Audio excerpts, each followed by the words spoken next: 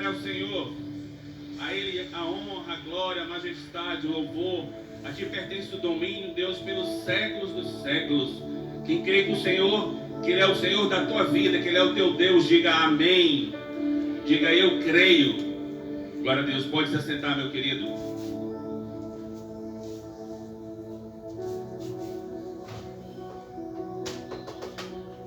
Na vida existe um princípio. Esse princípio rege todas as áreas da nossa vida. Um dia, para que eu crescesse, multiplicasse a minha história, eu dividi, eu ofertei a minha vida para a minha esposa.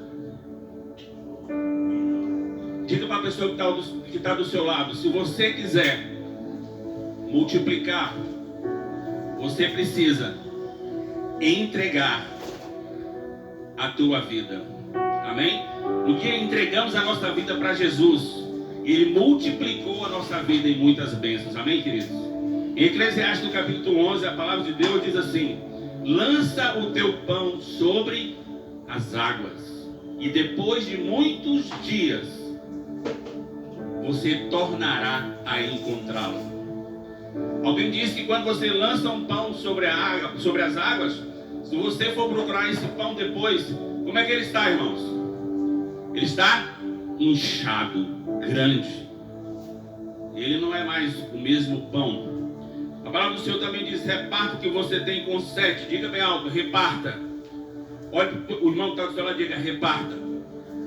Reparta o que você tem com 7, até mesmo com 8, pois você não sabe que desgraça poderá cair sobre a terra. Nós somos de um ministério que aprendeu esse princípio, que vive esse princípio. Esse é o ministério que reparte. Amém, querido? Eu lembro que na pandemia, quem conviveu aqui na pandemia, foi algo extraordinário. Eu nunca vi, irmão, tanto alimento em uma igreja só.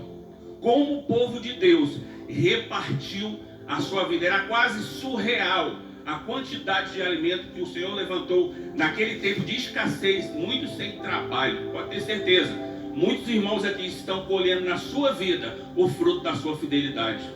Quando você repartiu, quando você mal tinha, quando o mundo estava assombrado, com medo, trancado, o que vai ser de nós?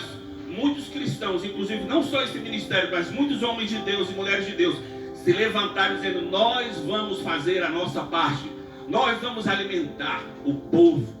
E o povo foi alimentado e o pão foi multiplicado.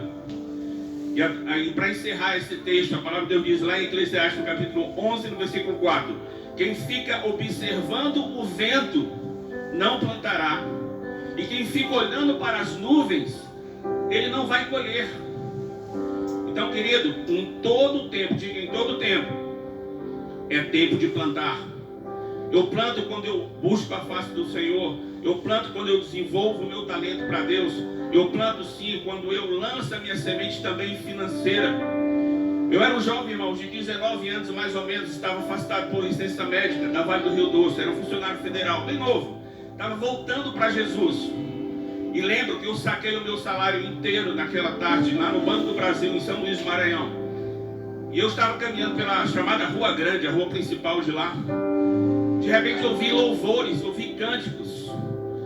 Era naquela época a Igreja Universal entrando naquele lugar. Eles eram muito ousados. Eles estavam entrando em lugares que o povo de Deus não estava entrando. Então eles eram muito malucos. Alugavam lugares muito caros. Mas eu não sabia de nada disso. Eu entrei naquele lugar, naquela manhã, naquela tarde, não lembro mais.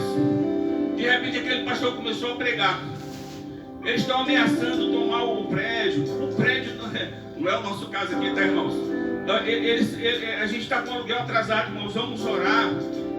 Eu era um batista desviado, voltando para Cristo. E eu olhei aquilo, eu cresci num lar onde a minha família sempre plantou muito no reino de Deus. Meus avós, minha mãe, meus tios, que eram pastores, sempre se dedicaram à obra do Senhor.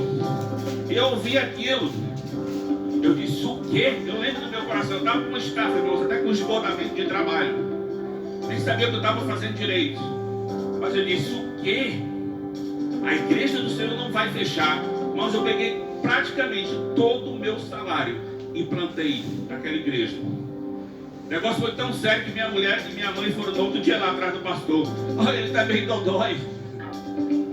Está meio maluco. Irmãos, 1 ano e 3 meses depois, mais ou menos, eu era mecânico, saía sujo da Vale do Rio Doce, cheio de minério de ferro, corria risco de vida. 1 ano e 3 meses depois, eu entro na mesma Vale do Rio Doce, visitando os médicos da Vale, limpinho, bonitinho, arrumadinho, com um salário bem melhor. E foram 10 anos no emprego maravilhoso. Eu não entendi a princípio, eu não ofertei porque eu estou plantando para receber. Nada disso, eu não entendi nada. Agora eu entendi uma coisa, que o reino de Deus tem que se expandir, que o reino de Deus tem que se multiplicar, que eu preciso repartir meu dom, meu talento, as minhas finanças. Aquela foi uma oferta extraordinária, mas eu quero dizer algo para você: o que move essa igreja é a tua oferta ordinária, é a tua fidelidade a cada domingo. Não importa o valor da tua oferta, seja fiel no seu pouco, porque o Senhor sobre o muito nessa vida vai te colocar em bênçãos sem medidas. Vamos ficar de pé e orar ao Senhor em nome de Jesus. Se você crê nesse princípio, diga: eu creio.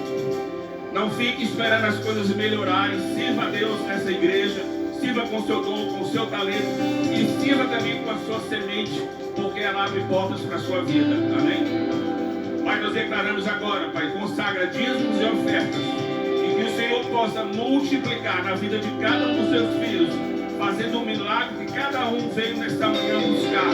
Eu os abençoo e declaro: Senhor, chove sobre cada um, em nome de Jesus. Amém.